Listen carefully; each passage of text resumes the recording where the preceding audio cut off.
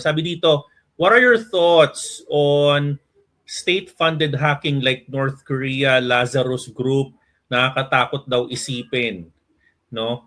I mean, what are your thoughts on that? Yeah, so ito yan, no? Magandang nasabi yung Lazarus Group.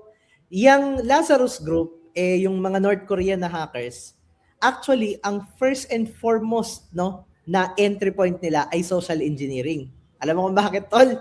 Kasi sa LinkedIn, may nakita sa research, no, kung paano sila minsan na nadali ng mga developer. Kasi mga developer ang hinahack nitong mga to.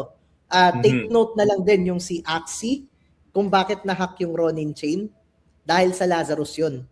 So ang isa sa sinabi, no, sa isa sa example kung paano gumalaw yung Lazarus is sa LinkedIn gumagawa sila ng profile na it's either naghahanap ng trabaho or nagbibigay ng trabaho. Okay? And then from that nag-uusap kayo.